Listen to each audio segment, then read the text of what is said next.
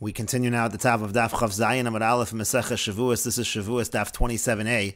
The Mishnah says Nishba levatel es hamitzvah. Let's say a person takes a shvuah that he's going to nullify a mitzvah. He's going to go against the mitzvah.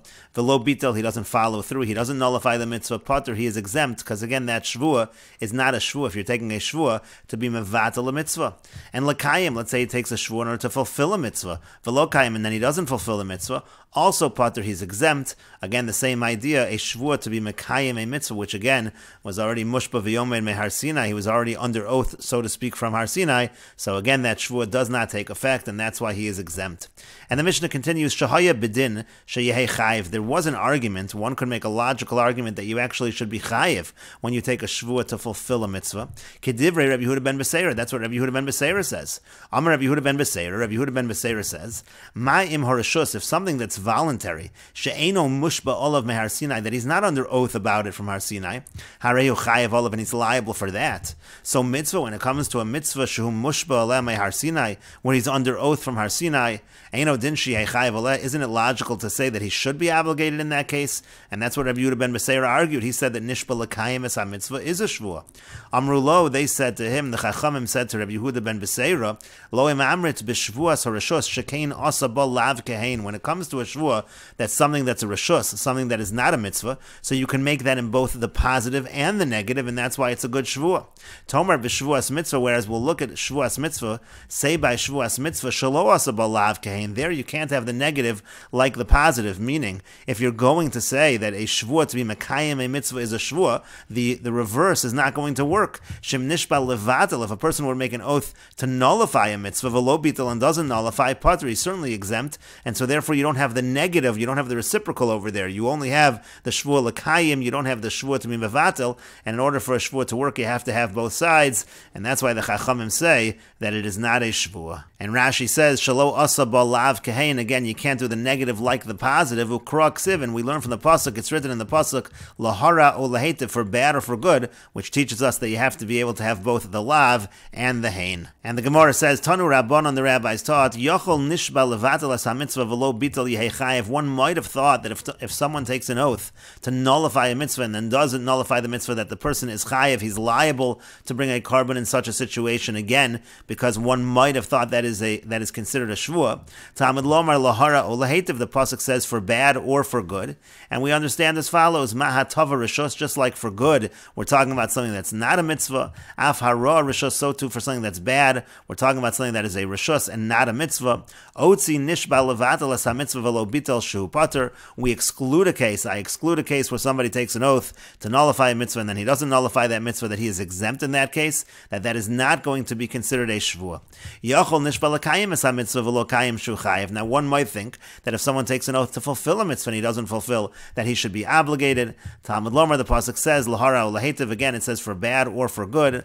Mahara rishos, just like for bad is a rishos, it's something that's not a mitzvah. Af hatava rishos, so too for the good, it also is a rishos, it's not a mitzvah. Otzi nishba lekayim es ha-mitzvah velo kayim. Therefore I can exclude a case of somebody who takes a shvuah to fulfill a mitzvah and doesn't fulfill it, shehu pater, that in such a situation again the person is exempt. Yachol nishba lohara la'atzmo velo hara, yachol yehei pater. One might think, let's say someone takes an oath to do bad to himself and he doesn't do bad to himself, one might think exempt, one might think that's not considered a shvuah. Talmud lomar lohara o lahetiv, the pasuk says to do bad or good.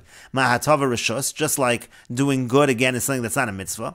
Afara rishus, so too we're talking about something that a person is allowed to do bad to yourself. Avi nishba lahara liatzma. Therefore, I can include a person who takes an oath to do bad to himself. That's something that is permitted. Velohara, if he doesn't actually follow through, shaharashus biyadu, he does have permission to do bad to himself, and so therefore again it's considered to be a shvuah, and he will not be exempt. He will be liable. Yachol nishba lahara la'acherim velohara. Now one might think that if somebody takes an oath to do bad to others and he doesn't do bad, sheyehei chayiv, one might think that the person is liable in that case. Talmud lomar lahara o lahetiv, the pasuk says for bad or for good. Mahatava rishus, just like hatava is something that is a rishus, it's not a mitzvah. Af hara rishus, so too for the bad is a rishus, it's something that's not a mitzvah but at least permitted. Otzi nishba lahara la'acherim velohara. So therefore I will exclude a case of someone who takes an oath to do bad to others and he doesn't do the bad. She'ein harashus biyadu, there he has no permission to do bad to somebody else, that's not allowed, and so therefore again that case is excluded. And the Brisa continues, Minayin l'rabos hatavas acher. Now, from where do we know to include, let's say, doing good to others? Talmud lomar o lahetiv. It says in the pasuk o lahetiv. We learn from that pasuk that hatavas acherim is considered to be a shvua. Ve'ezo hi haroas acherim. And now, what is considered doing bad to others? What's an example of that? Ake es ploni ve'eftzes mocha. An example of that would be, let's say, a person says that I'm going to strike a person and I'm going to damage his brain. That would be an example of haroas acherim. And the Gemara now analyzes the Brisa, umimai dekroi b'dvar harashus ksivin. Now, how do we know? The Brisa keeps assuming that the pasuk is talking about something that's a rashus and not a mitzvah. How do we know that the pasuk is talking about rashus? Dilma b'dvar mitzvah ksivin. Maybe the pasuk is actually talking about something that is a mitzvah. And the Gemara says to that, lo sa'al kadaitach, don't let that enter your mind. Debo'inon hatava dumya dehara, because you need the good to be similar to the case of the bad. V'hara dumya dehatava. And the reverse as well. You need the bad to be similar to the case of the good, the akish hara lahatava, because we compare the bad to the good.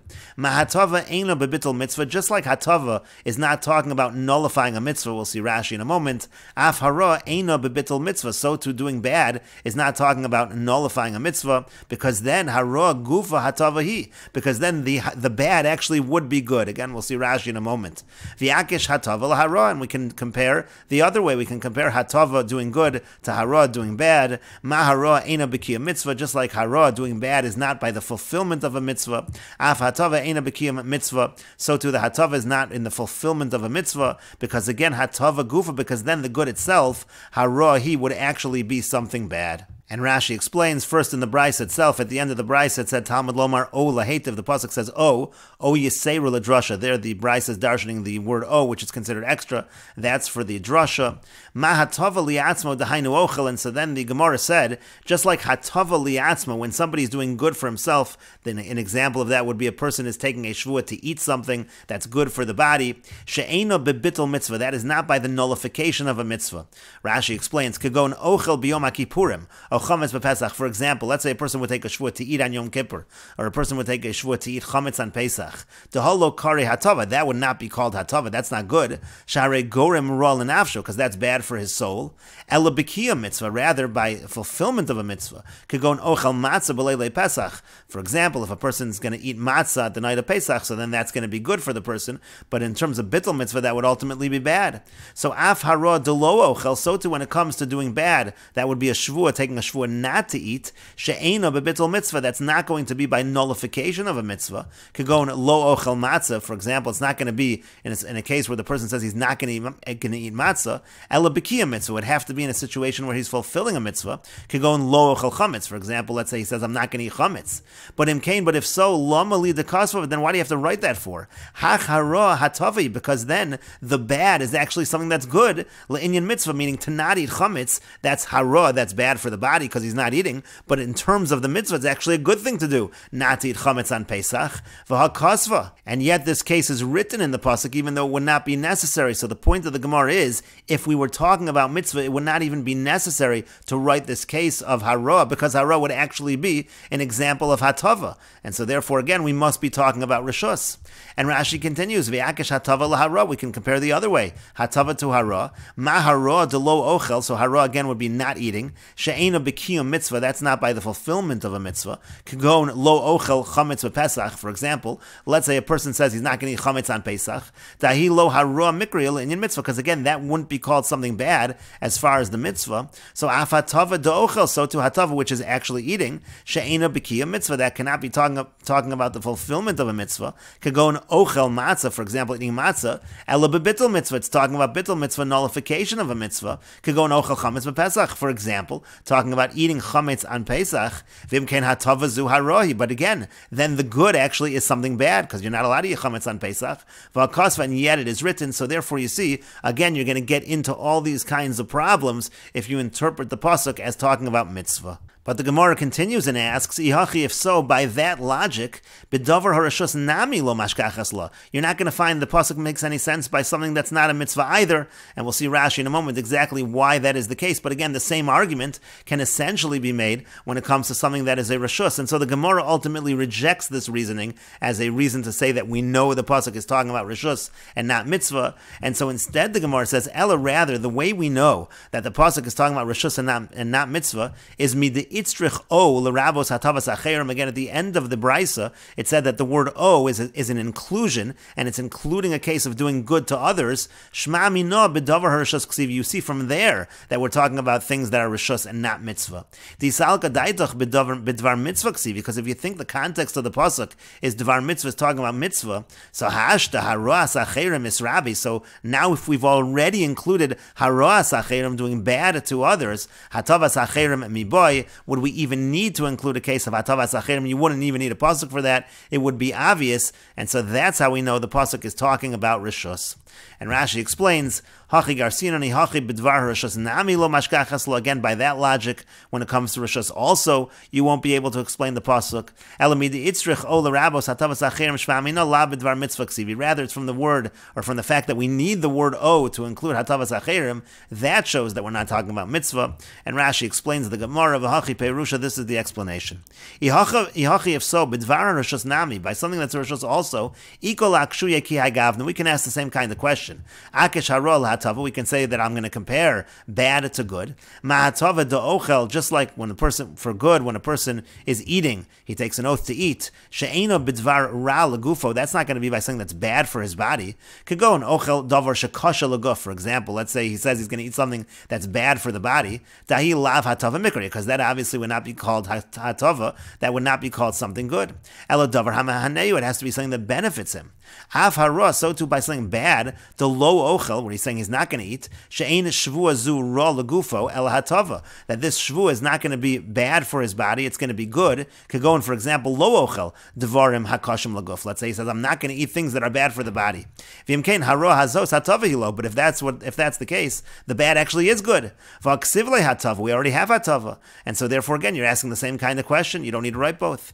V'akish hatava laharon. You can compare the other way, good to bad. Mahara de lo ochel. Just like by hara when he says he's not going to eat. Lo nishba al davar hakasha. He's not taking an oath about something bad. Dahi lav hara mikri. Because again that wouldn't be called something bad. Ela b'davar hatov leguf nishba shelo yochlenu. Obviously he's talking about something good for the body that he's not eating.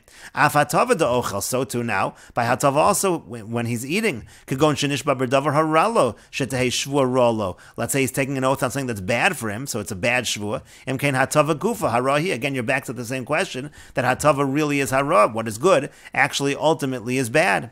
And so then the Gemara finally said that the way we understand that we're talking about Dvar Hashus is because otherwise you wouldn't need the O to include Hatavas Acherim. Why? Because Hashta, Haroas Acherim, when it comes to doing bad to others, to have a Bittul Mitzvah, that's a situation of Bittul Mitzvah, nullification of Mitzvah. Now, if the Pasuk was talking about that, so Isra Boy, so that means that case would already be included. So Hatavas Acherim, if that were the case, so then when it comes to good to others, the Kiyam Mitzvahi, which is something which is a fulfillment of a Mitzvah, boy, would that even be needed? You wouldn't even need it. It's obvious if Bittul Mitzvah is included, that Kiyam Mitzvah is included, and so therefore it can't be we're talking about Mitzvah at all. Really, we are talking about Rishus, and since we're talking about Rishus, that's why we need the word O to include Hatavas Acherim, because it wouldn't necessarily follow from the other cases. But the Gemara continues and asks, V'hai O, but this word O, which we're darshaning and learning Hatavas Acherim from, is that really an extra word? Miboyle l'chalik, isn't that word needed l'chalik, which essentially means that you don't need to make a shvua both l'hara o l'hetiv, it's actually either or. You need the word O, which means or, otherwise you're not understanding the pasuk correctly.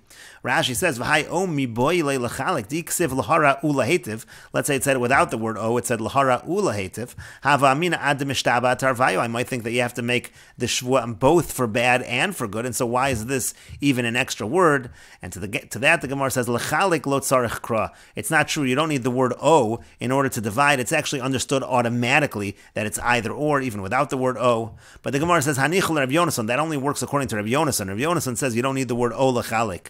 Elul Rabbi Yoshia, but according to Rabbi Yoshia, Michael Amemer, what are you going to say? As we're going to see in a moment, Rabbi Yoshia holds you do need the word O. Otherwise, you don't necessarily understand that it's either or. The Tanya, as we learned in a Brisa, Isha sheyakalalas aviv v'es imo. It says if a person curses his father and his mother. So this is an example where there's no word O, and we have to understand whether it's father or mother, or father and mother. So ein li elo aviv v'imo. I only know it has to be the father and the mother. Aviv v'lo imo, imo v'lo aviv minayin. How do we know if it's the father, not the mother, or the mother, not the father? How do you know that?